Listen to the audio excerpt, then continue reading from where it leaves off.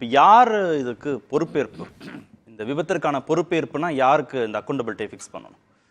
அக்கௌண்டபிலிட்டினா railway administration and railway ministry they have to take responsibility. அவங்க பொறுப்பேற்கணும். ஏன்னா இந்த ரூல்ஸ் ஃப்ரேம்டு வந்து 50 வருஷத்துக்கு முன்னுக்கு ஃப்ரேம் பண்ண ரூல்.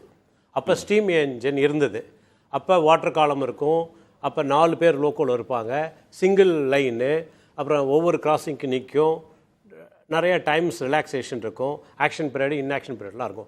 50 வருஷத்து ரூலை இப்போ கொண்டு வந்து அட்ட ஸ்டிச்சில் 130 கிலோமீட்டர் ஸ்பீடில் போகுது. மெட்ராஸில் வண்டி புறப்பட்டதுன்னா விஜயவாடா 430 கிலோமீட்டர்.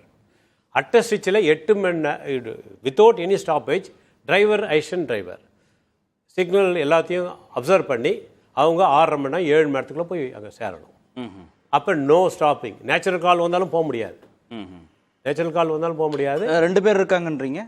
2 பேர் driver, assistant driver. Assistant driver signal observe பண்ணி சொல்லிக்கினே இருப்பார். Yes proceed, green proceed, red stop, அது மாதிரி சொல்லிக்கினே போகணும். அது வந்து டிரைவர் வந்து ஒபே பண்ணுவார். இது மாதிரி 8 மணி நேரம் தொடர்ந்து வேலை செய்யணும். தொடர்ந்து அட்ட ஸ்டிச்சில் நான் ஸ்டாப்பாக ட்ரெயின் போவோம். தமிழ்நாடு எக்ஸ்பிரஸ் இங்கே வந்து 10 மணிக்கு எடுத்தாங்களா, அங்கே 4:30 மணிக்கு போய் சேரணும்னு வச்சுங்க. அதில் இன்னொரு விஷயம் சொல்கிறேன். ஆட்டோமேட்டிக் சிக்னலில் 1 கிலோமீட்டருக்கு ஒரு சிக்னல் இருக்கும்.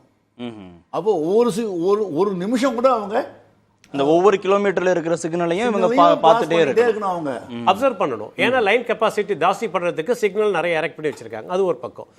அப்போ வந்து சிங்கிள் லைன் அப்போ இருந்த ரூல் ஸ்டீம் அது வந்து இப்பயும் பொருத்தி அதே ரூலை அடாப்ட் பண்ணுறதுன்றதுனால மெயின் காசு. இப்போ என்ன பண்ணியிருக்காங்கன்னா, இப்பயும் நடந்துட்டு இருக்காங்க, அங்கே போராட்டம் நடந்தது. எங்கள் அமைப்பு வந்து மேலிடத்தில் உள்ள NFIR அமைப்பை வந்து இது தொடர்ந்து பேச்சுவார்த்தை நடத்துகிறோம். அதாவது ரெஸ்ட்டே அவங்களுக்கு கொடுக்கறதில்ல. இப்போ 4 night consecutive night high power committee போட்டிருந்தாங்க, சேஃப்டி ரிவ்யூ கமிட்டி, நிறைய கமிட்டிலாம் போட்டு திருப்பாதி தலைமையில் கமிட்டி போட்டாங்க. 2 நைட்டுக்கு மேலே வேணாம் அட்ட ஸ்டிச் கன்சிக்யூட்டிவாக. இப்போ அவங்க அந்த இஷ்யூ வந்து 4 நைட் பார்த்துருக்காங்க. அது ஒன்று. அதுக்கப்புறம் சிக்னல் வந்து ஃபெயிலியர் ஆனது. அங்கே சிக்னல் வந்து ஷூட் அப் பண்ணலை. பட் பிரைமா பேசி இவங்களுக்கு எப்படி வந்து தெரியல. இவர் கூட நம்ம சகோதரி இளங்கோன் கூட சொல்லியிருந்தார். டிவி பார்த்தாங்க, வாட்ச் பண்ணாங்க, செல்ஃபோன்லன்னாங்க, அப்புறம் வித்ட்ரா பண்ணுறாங்க. அப்புறம் அதுக்கு முன்னாக்க இதில் வந்து ஒரு ஸ்டேட்மெண்ட்டு திரும்பி வித்ட்ரா பண்ணுறாங்க. அதனால் ஒரு ஃப்ரீ ஹேண்டாக ரயில்வே ஆஃபீஸரை வந்து செயல்படுறதுக்கு விடுறதில்ல. நிர்வாக குளறுபடி தான் இந்த விபத்துக்கான காரணம் புரிஞ்சுக்கணும். அது இல்லாத கவாச்சின்ற ஒரு அது சேஃப்டி டிவைஸ் அது வந்து இப்போ சக்ஸஸ்ஃபுல்லாக. அதுக்கு முன்னாடி ட்ரெயின் ப்ரொடெக்ஷன் வார்னிங் சிஸ்டம் இருந்தது, ஃபெயிலியர். அப்புறம் ஆக்சிலரி வார்னிங் சிஸ்டம் கொண்டு வந்தாங்க, அது ஃபெயிலியர்.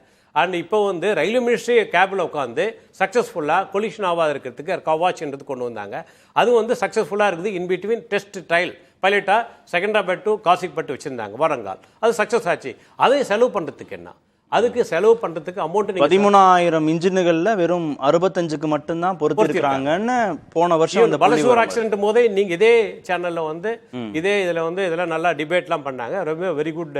இது நல்லா இனோவேட்டிவாக எடுத்து புதிய தலைமுறை செஞ்சுட்டு இருக்காங்க. அதுவும் நெறியாளரும் நல்லா அதை பற்றி எக்ஸ்பீரியன்ஸாக நல்லா கேள்வி கேட்கும்போது ரொம்ப இன்ட்ரெஸ்டாக இருக்குது. பார்வையாளருக்கும் நல்லா திறமையானவங்களை கொண்டு வந்து இங்கே டிபேட்டில் வைக்கிறாங்கன்றது நிறைய பேச்சு ரயில்வே ஸ்டாப்புக்குள்ளார புதிய தலைமுறை பற்றி இருக்குது. அது ஒரு பக்கம்.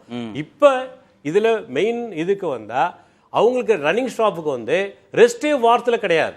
சரியான சஃபிஷியன்ட் ரெஸ்ட்டு. டியூட்டி முடிச்சு 16 மணி நேரம் முடிச்சு அப்புறம் 24 மணி நேரம் வீக்லி ஒரு ரெஸ்ட்டு. சண்டே இப்போ எங்களுக்கு ரெஸ்ட் இருக்குது, அது மாதிரி அவங்களுக்கு ரெஸ்ட் இருக்குதுன்னா ரெஸ்ட்டு கிடையாது. 24 + 16 40 மணி நேரம் ரெஸ்ட் கொடுக்கணும்னா அந்த ரெஸ்ட் கொடுக்கறதில்ல நிர்வாகம். கோர்ட்டுக்கெல்லாம் போயிட்டு கோர்ட்டில் கூட வாங்கிட்டு வந்தாலும் நிர்வாகம் அமுல்படுத்துறதில்ல.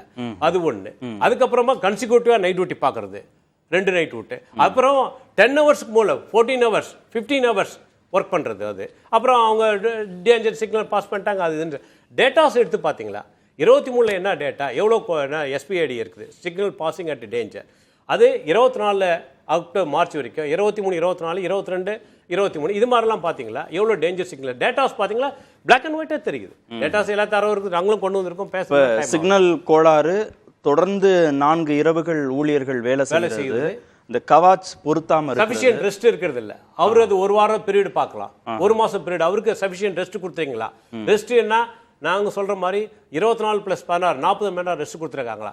அதுக்கப்புறமா 10 ஹவர்ஸ்க்கு மேலே எவ்வளோ நேரம் அவர் ஓடி இருக்காரு? 10 ஹவர்ஸ்னா வாரம் ஃபுல்லாக 12 மணி நேரம் 13 நேரம் கன்சிக்யூட்டிவ் ஓடி இருக்காரா? இதெல்லாம் ஒரு ஸ்டடி பண்ண வேண்டியது. அதுக்கப்புறமா இந்த டியூட்டிக்கு இந்த இதை ஹெட் குவார்ட்டர்ஸ் அவர் வீட்டை விட்டு புறப்பட்டாருன்னா அவர் வந்து 48 மணி நேரத்துக்கு வரணும்னு சொல்லிட்டு ஐபிசி கமிட்டியே சொல்லுது. ஃபர்ஸ்ட் 72 சொன்னது, அதுக்கப்புறம் நீங்கள் குறைச்சி 48 2020 நீங்கள் கொண்டு வரணும்னு சொல்லியிருக்குது. அதை கடைப்பிடிச்சாங்களா? அதுவும் கடைப்பிடிக்கல. அதாவது ஹெட் குவார்ட்டர்ஸ்க்கு வந்துடுறது, 3rd running 4th running room அப்படிலாம் சுற்றிக்கிட்டே போயிட்டு அவங்க 96 மணி நேரம் வெளியில் இருக்காங்க. இன்னைக்கு வீட்டை விட்டு போனால் 96 மணி நேரம் இருக்காங்க. 48 மணி நேரத்துக்குள்ள திரும்ப வரணும்ட்டு 2020 நீங்க வரணும்னு சொல்லிட்டு எல்லாம் பிளான் இருக்குது. நீங்க போட்ட ஐபிசி தான், ஹை பவர் கமிட்டி தான், நீங்க போட்ட அந்த ரெக்கமெண்டேஷனை நீங்க அக்செப்ட் பண்றீங்க, பட் நீங்களே இம்ப்ளிமெண்ட் பண்ண மாட்டேன்றீங்க. அப்புறம் எல்லாத்தோட சதர்ன் ரயில்வேல மட்டுமே 12,000 சேஃப்டி வேகன்சிஸ், இந்தியா ரயில்வே ஃபுல்லா 1.75 லட்சம் சேஃப்டி கேட்டகரி வேகன்சியை ஃபில்அப் பண்றது ஏன் தாமதம்? அப்புறம் க்ரூ பேன் இருந்தது, அதை நாங்கள் லிஃப்ட் பண்ணோம். பேன் ஆன் க்ரூன்னா டிரைவர் கார்டு, அது இப்போ தான் லிஃப்ட் பண்ணி இப்போ தான் நம்ம எடுக்கிறதுக்கு இது பண்ணோம். இது மாதிரி ஆர்டிஃபிஷியலாக நீங்களே பண்ணுறீங்க, ஆர்டிஃபிஷியலாக இது பண்ணுறீங்க. ஒரு ஃப்ரீடம் கிடையாது ஆஃபீஸர்கிட்ட.